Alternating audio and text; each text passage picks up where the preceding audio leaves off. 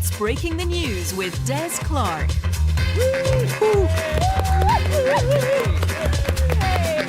Hi, I'm Des Clark, and this is Breaking the News, the show that breaks the week's news and asks four opinionated panellists to put it back together again. And as you can hear, folks, Omicron has caught up with us, so we're recording this show without an audience. Joining me this week are comedian and writer Athena Kugblenu, and with her is stand-up Mark Jennings. And facing off against them is comedian and storyteller Mary-Elaine Robertson, and joining her is stand-up Paul McDaniel.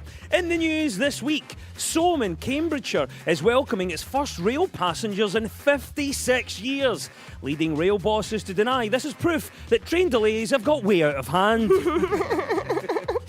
I'm a Celebrity Get Me Out of Here has ended with Danny Miller being crowned King of the Castle, achieving in just 3 weeks what Prince Charles hasn't managed in 73 years.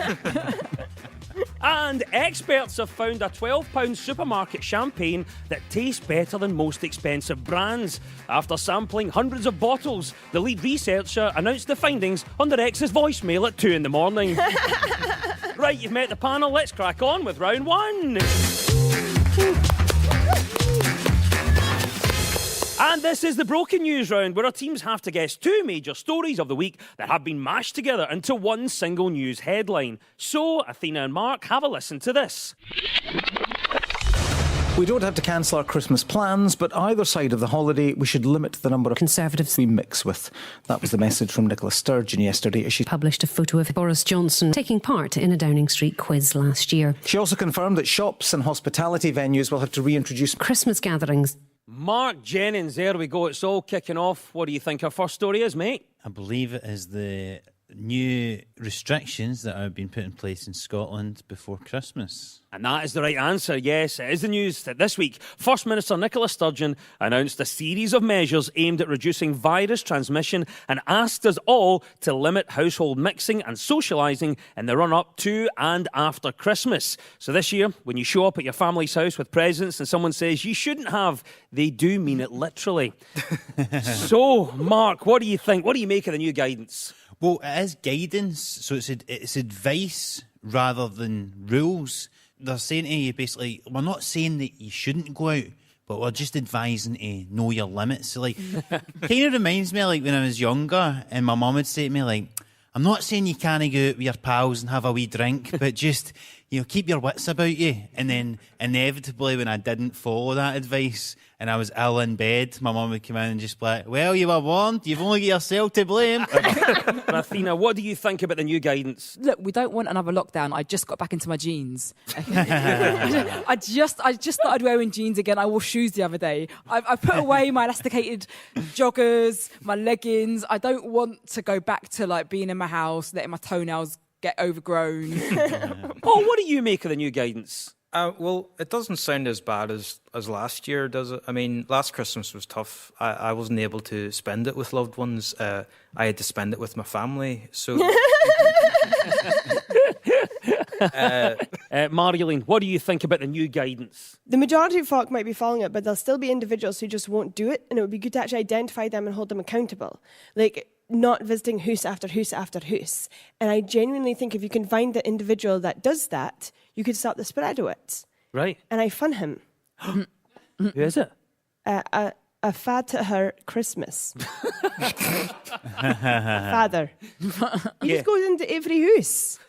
He eats your food, he leaves dirty plates. Right. He gives things to your children. All right. So we've debunked the new guidance, we think, but it's all because of the new variant. Mark, how do you think we're handling it? Well, Nicola Sturgeon the other day, she described what's coming as a likely tsunami of cases, right? Which I don't think is the best use of language considering the response that we're getting. Because basically, if there was a real tsunami and like their response was just to kind of go, we're not saying don't go to the beach. We're just saying that if you do go, limit your time at the beach, and then there'd be other people that would still be annoyed at them even saying that and be going, I'm not letting this tsunami get in the way of my sunbathing. I've been looking forward to this holiday all year, and I'm going to the beach, tsunami or no tsunami. Obviously, Athena, we're looking at Christmas with restrictions again. Any top tips for coping with that? Yeah, tell your family what you really think of them. This is a perfect opportunity and that way they'll keep their distance anyway. And once the truth comes out, then they'll natural social distancing. That's where we're heading to, natural social distancing, because we don't like each other. There you go. Paul, what do you think about this? What are your top tips for a Christmas with restrictions? Well, be safe. Obviously, just Thank you, Jason Leach. Marilyn, you're a wise head. You've always got good words to advise people, so I'm looking to you for your top tips for all of us to get through a Christmas with restrictions. I'm trying to encourage folk to celebrate Christmas how we used to celebrate it in Shetland in the days gone by, which is the Old Hellignichts, the Holy Nights, that vary over the course of December. Now, the Sunday before Christmas is Biana Sunday, where the family will come together and feast on a coo's head. And once you finish eating the coo's head, don't eat the skull, set that aside, and then you place candles in the eye sockets and use that to light your way around the house on Christmas morning. And that way, if there's any sneaky guests trying to get in, they'll turn and flee when they see you walking around the house with a coo's skull. great.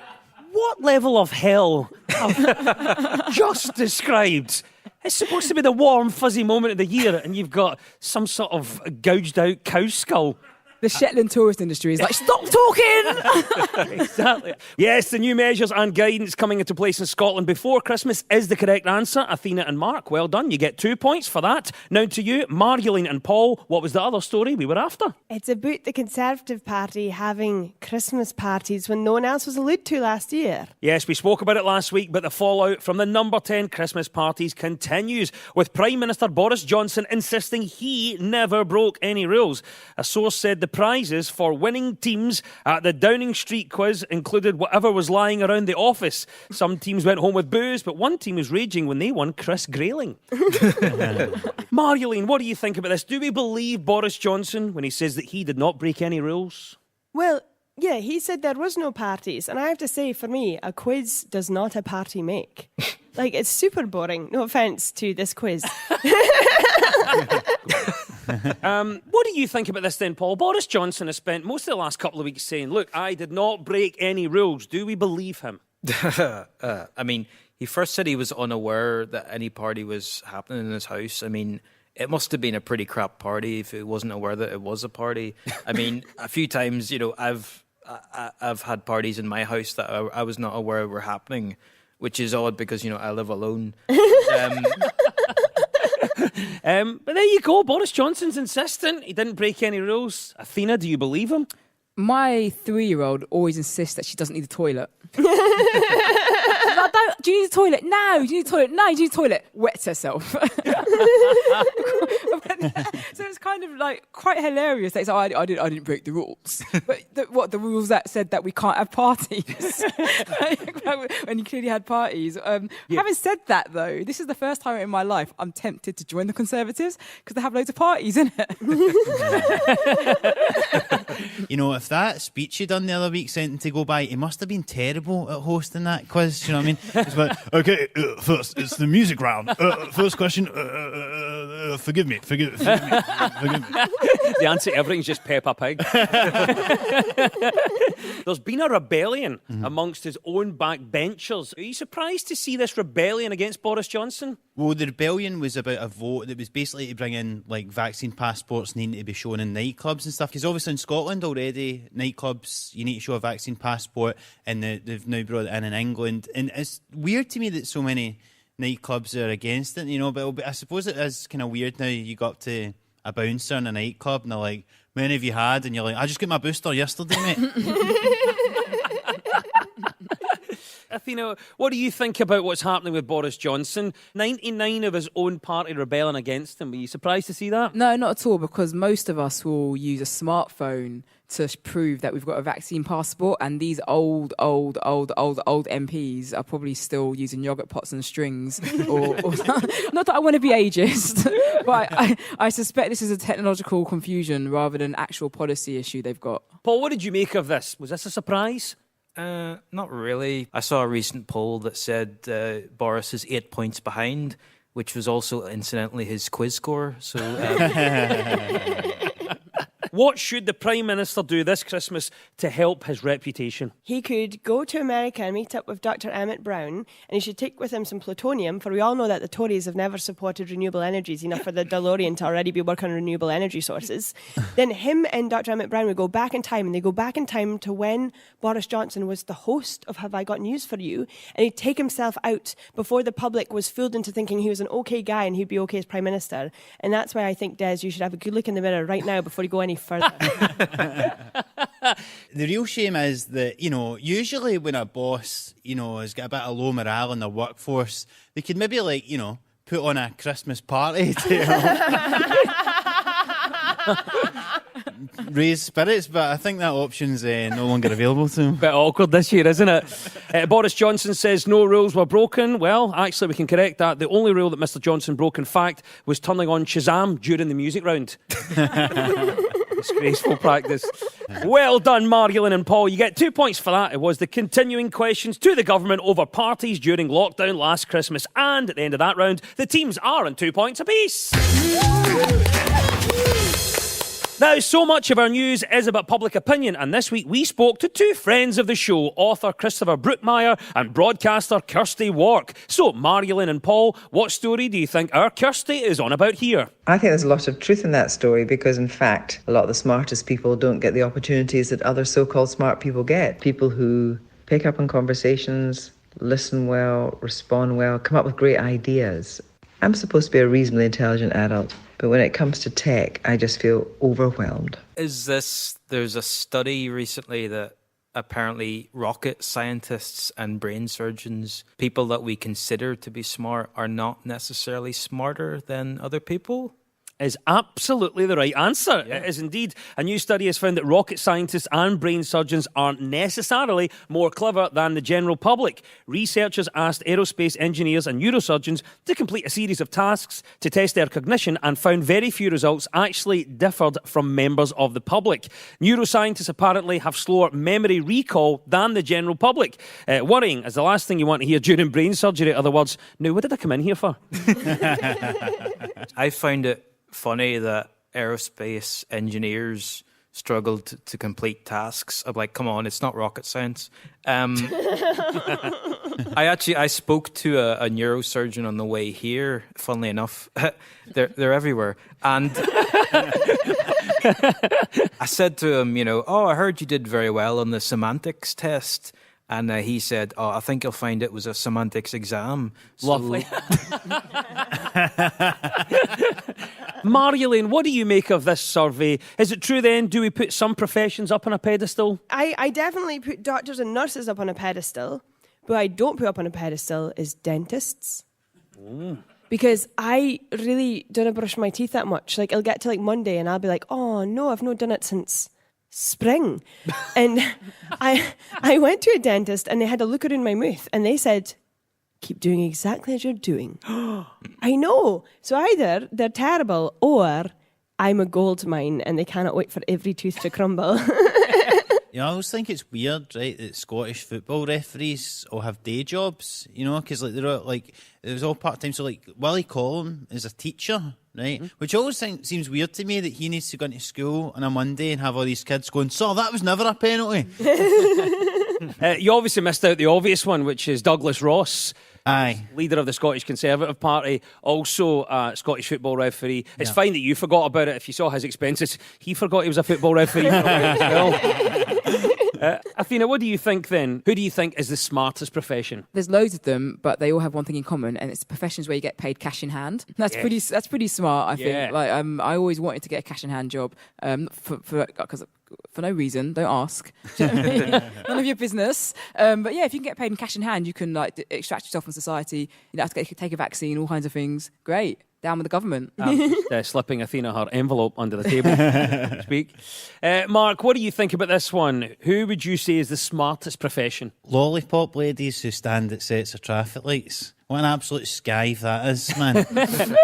You just press the button and then you still get to walk out onto the road as though they're all stopping for you, with a big stick like Gandalf. You shall not pass! It's because it's a red light. I don't care about you. But here's the thing, obviously, we've done this survey and it's trying to find a way to figure out how smart people are. Athena, how would you best test people's intelligence? There's a question you can ask them. Do you get your political opinions from appraising political happenings and using critical thought to come to meaningful conclusions? Or do you just listen to Ant and Dec? Which one is it? So... Unfairly putting certain professions on a pedestal is the correct answer. Marilyn and Paul, well done for that. Athena and Mark, over to you now. What do you think Christopher is talking about here? It's one of these things that makes you stop and think, not just why is this suddenly a thing now, but why weren't we questioning it before? There's an evolutionary reason for why it's a thing.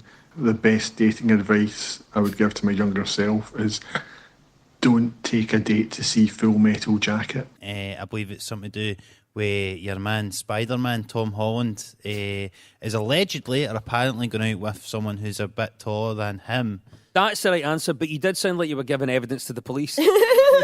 Allegedly, officer, I wasn't there, but I heard your man, Spider-Man, I believe as he's known. It's not as tall as he'd like to make it. And a female going by only the initials MJ. Well done, Mark. That is the right answer. Yes, it refers to Tom Holland and Zendaya, who have been promoting the new Spider-Man movie and have been continuously asked about their height difference during interviews. Addressing the constant questions, Holland said the questions were misogynistic and problematic, whereas Zendaya said, "Shut it, wee man."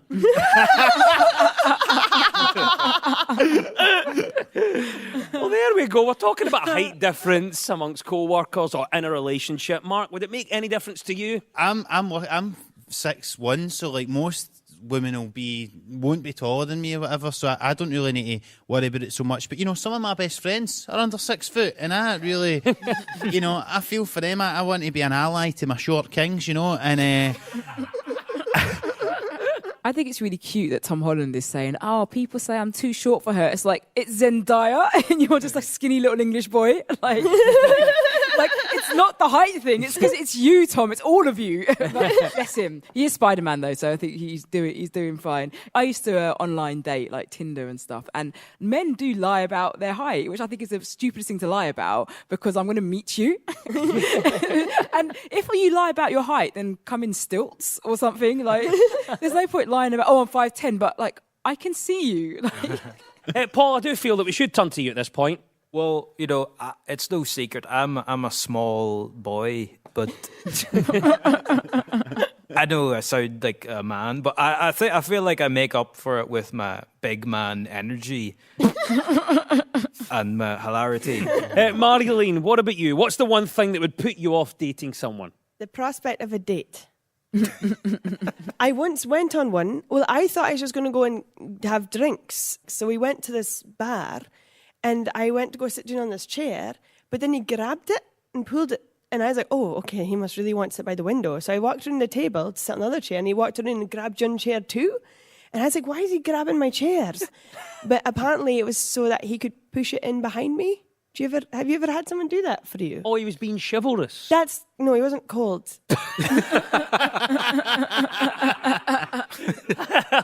2 points goes to Athena and Mark.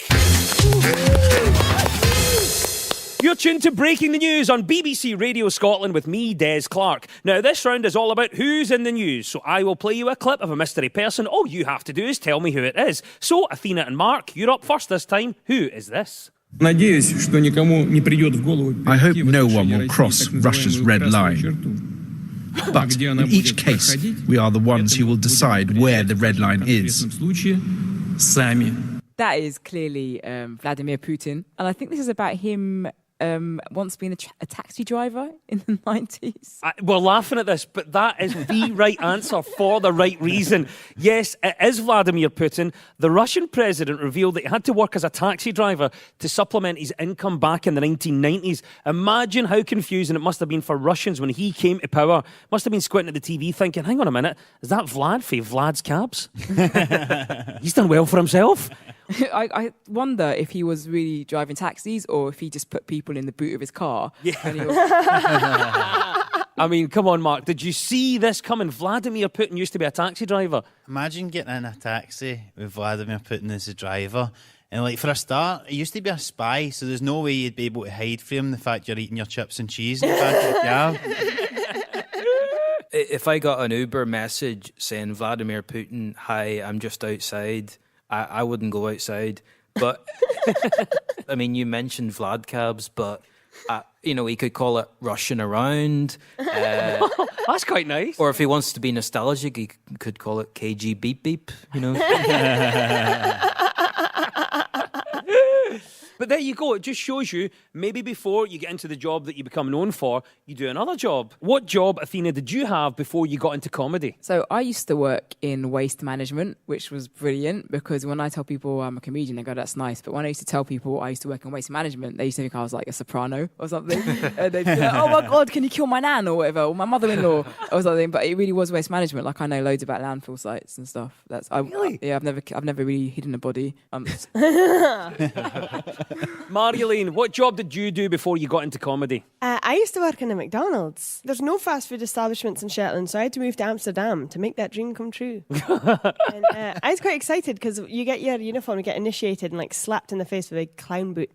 And then they give you your uniform. And I was really excited because my name is Dutch, Marjolaine, and I don't even say it right. Like it's Marjolein.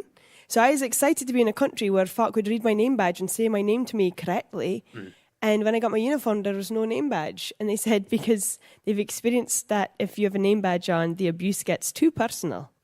So if you ever wondered why I'm so hardened, it's from all those Big Macs that I sold. You worked in a McDonald's in the Netherlands? Yeah. Do you speak Dutch? Welkom bij McDonald's. Hoe kan ik helpen? That's all we needed to know. Vladimir Putin said driving tourists in his taxi was how he first learnt some basic English, and why his first words when he met the US president were, "You busy tonight, big man?" Yes, 2 points go to Athena and Mark. That was Vladimir Putin. Right, Marjolaine and Paul, it's your turn now. Who is this, and why are they in the news? I think the thing that I'm most proud about, like we were just all in it together, but people can really see that. And I'm just so glad that we stuck around long enough for people to get that and for me to even personally have those experiences. That is Kim Kardashian. Yes, it is Kim Kardashian. It was revealed this week that Kim Kardashian passed a key law exam on her 4th attempt. That puts her one step closer to her dream of becoming a lawyer. What do you think about this then? Would you be happy to have Kim Kardashian as your lawyer? I'd worry about her focus. You know, like if I'm in a sort of police suite getting interviewed, you know, there's like a two-way mirror and she's there and she's supposed to be looking at the detective and me, but she's looking at herself. I'd struggle with that. Could you imagine her with a selfie stick? 1 second, whatever you say can be used against you, but look at this light. Yeah.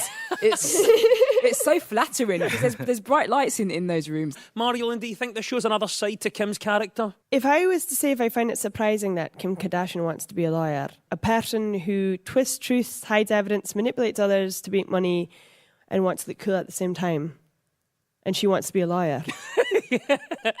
It's the exact same side we've always seen of her. Yeah. Athena, what do you think about this? Kim Kardashian, we know her for being a reality star. Does this show a different side to her character? It does, but I want to maybe get through to her, send her a DM, because my partner's actually a lawyer, and I want to tell her that they don't earn as much as you think they do. like I don't think she realises. I'm like, just stay advertising your knickers, Kim. Like it's not what you think it is. Trust me. What do you think about this then, Mark? Maybe it's a reposition of Kim Kardashian. Do you think becoming a lawyer shows a different side to her character? No, because even when she announced that she'd passed this exam, she said, like, looking in the mirror, I am proud of the woman in the reflection. It's like, no matter what she does, she's still just admiring herself in the mirror. Is there a goal for you, Paul, that you have yet to achieve? No. I'm pretty much great. Completed it, mate. I've completed it. I've smashed life. I mean, if there is another lockdown, I would like to... get into football, because I'm not really clued up on football. You know, I've never actually watched an episode. But if there is another lockdown, I will go back and watch them all from the beginning. You know, just to sort of impress Dad, and we can chat about penalties, whatever that is. Marjolaine, the question is, what is the goal that you have yet to achieve? I actually found my yearbook from when I was 14 at school, and I had 3 goals. One was to be a Bond girl. The other was to become Queen of Scotland. And the third one was to brush my teeth. And what I can say now, years on, is it's okay for your goals just to be dreams. Athena, we're talking about Kim Kardashian, trying to achieve a goal that she's yet to actually make happen. What is the goal that you have yet to achieve? I've never, ever painted my nails and waited until they dried before getting on with my day. And it's just like, oh my God, just one more minute. Why can't I wait? And it's always like opening a letter, which is like the most nail bothering thing. I never even do something delicate. And I just wish I had Kim Kardashian's resolve.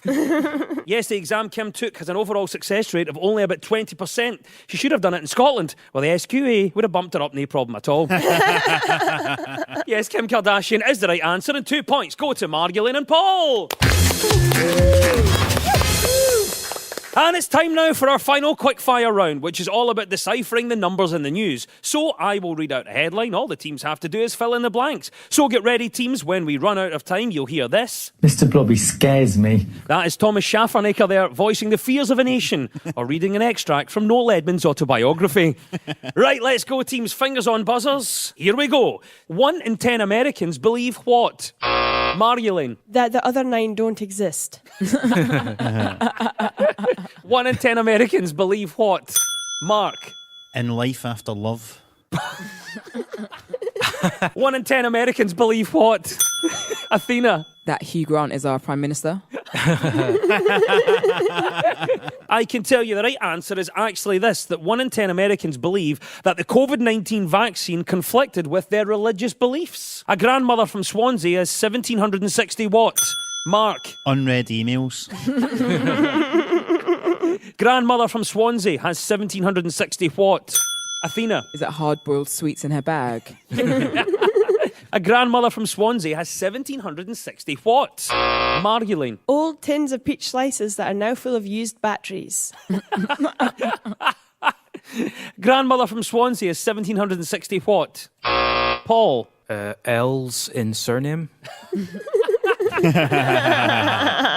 The actual answer is this. A grandmother from Swansea has 1,760 festive ornaments in her house. Mr. Blobby scares me. Oh, there we go. That's it. That's the klaxon. Thomas has Schaffernackered. It's all over. And at the end of the quiz, our winners this week are Margolin Robertson and Paul McDaniel. Woo! And commiserations to Athena Cook-Bleno and Mark Jennings. And we'll leave you with the breaking news. Breaking news just in. Newsreader Simon McCoy is leaving GB News for personal reasons. He said he'd very much like to thank the viewers, but can't because there weren't any. European football bosses were left red-faced when the wrong cards were put in the draw for the last 16 of the Champions League. On the more successful second attempt, it was revealed that Manchester United will be in the drawing room with the lead piping. And Lewis Hamilton was at Windsor Castle on Wednesday to be knighted by Prince Charles. At the last second, however, Max Verstappen nipped in front and took the title instead. The news is broken. I've been Des Clark. Goodbye!